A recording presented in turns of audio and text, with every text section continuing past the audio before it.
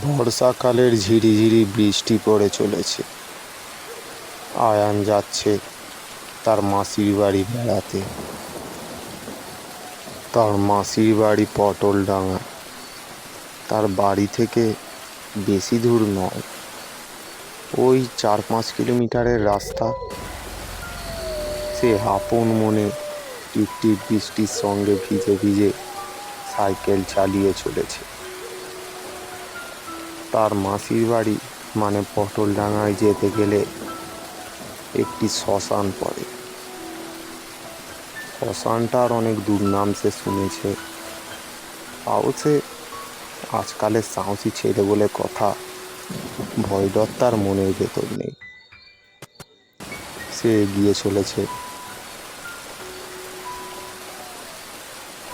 তার মাসি তাকে অনেক দিন ধরে ডাকছে তাদের বাড়ি, কিন্তু আয়ানের সময় হয়ে ওঠে না। কাজের ব্যস্ততার মধ্যে দিয়ে জীবন কাটছিল। এমন সময় বৃষ্টির বেগ বেড়ে যায়। আয়ানের মনে হয় তার একটা ছাউনির নিচেই দাঁড়ানো দরকার, না হলে সে একেবারে ভিজে চপচপে হয়ে যাবে। এমন সময় শ্মশানের ওপর দিয়ে যখন যাচ্ছিল, দূরে একটি চা দোকান দেখতে পেল। সে আগাগোড়া কিছু না ভেবে সে 1 পা 2 পা করে চা দোকানটির দিকে এগিয়ে গেল।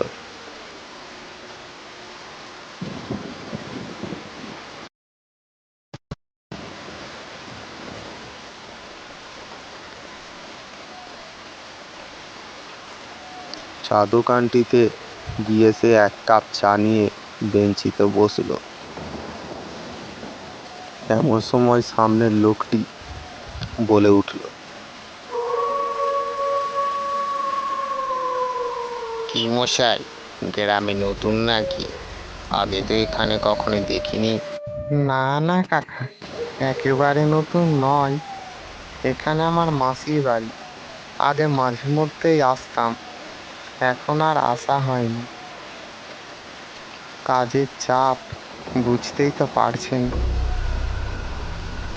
এই বেটা, মরতে এসেছিস নাকি এখানে?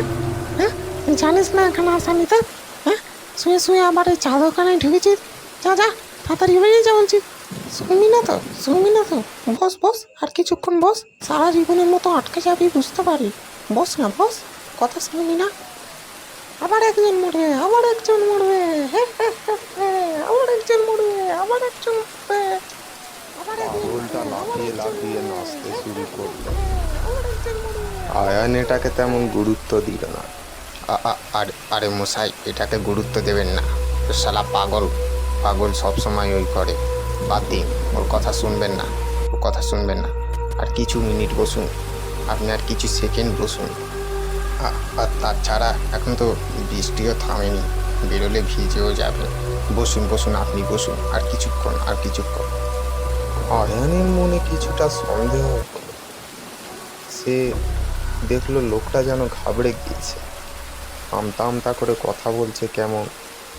তার কথা শুনে মনে হচ্ছে সে যেন আয়ানকে কিছুক্ষণটা দোকানে বসিয়ে রাখার জন্য আপ্রাণ চেষ্টা করছে।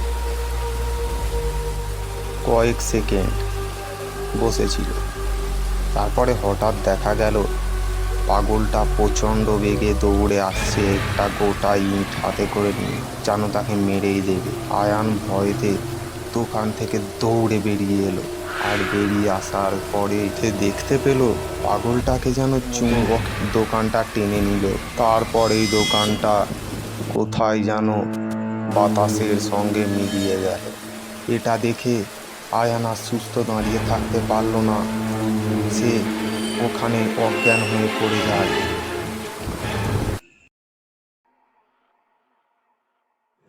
তারপরে আর তার কিছুই মনে নেই।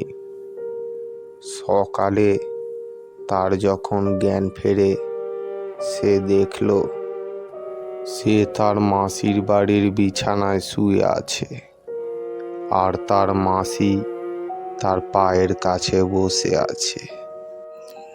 মাসি, আমি এখানে কি করে এলাম? হ্যাঁ, কালকে আমি তোর তারে অপেক্ষা করছিলাম রাতে বসে বসে। তারপরে অনেক রাত হয়ে যাওয়ায় দেখি তুই আসিসনি। তখন আমি পাড়ার 5-6টা লোককে পাঠাই, তারা তোকে ওই শ্মশানের কাছে অজ্ঞান অবস্থায় পড়ে থাকতে দেখেছে। তারপরে তারা আমার কাছে তোকে দিয়ে যায়। এবার বল তো, কালকে রাতে ওখানে কি হয়েছিল? এরপরে আয়ান আগের দিন ঘটে যাওয়া সমস্ত ঘটনা আগের দিন রাতে ঘটে যাওয়া সমস্ত ঘটনার কথা তার মাসিকে খুলে বলে।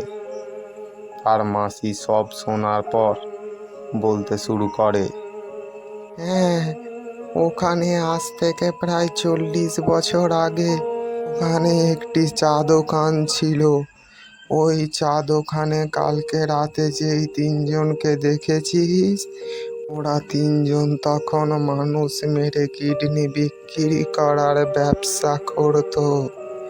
গ্রামের লোক যেই দিন জানতে পারে সব ওদের কর্মকাণ্ডর কথা, সেই দিনেই গ্রামের লোক ওদের 3জনকে বেঁধে ওই চা দোকানে আগুন লাগিয়ে দেয়। আর ওই আগুনে জ্বলে পুড়ে ওরা শেষ হয়ে যায়। তারপর থেকেই মাঝে মধ্যে ওরা ওই দোকানটি খুলে বসে আর মানুষদেরকে ওর ভিতরে বন্দি করে নেয়। এইসব শোনার পরে আয়ানের হঠাৎ মনে পড়ে সেই পাগলাটির কথা। কারণ তার জন্যই সেই পাগলটি কালকে ওই প্রেতগুলোর হাতে মারা গিয়েছে। সে একটা পাগল হয়েও তাকে বাঁচানোর জন্য কত চেষ্টা করেছে। শেষ পর্যন্ত তার নিজের জানটাও তার জন্য উৎসর্গ করে দিল। এইসব কথা মনে করে আয়ানের চোখের কোণে জল চলে এলো। বন্ধুরা, কেমন লাগলো আমাদের এই হরর টুনসের গল্পের পরিবেশনাটি? যদি ভালো লেগে থাকে অবশ্যই একটি লাইক করে দেবেন, সুন্দর সুন্দর কমেন্ট করুন, সাবস্ক্রাইব করে আমাদের পাশে থাকুন। দেখা হচ্ছে পরবর্তী ভিডিওতে। ধন্যবাদ।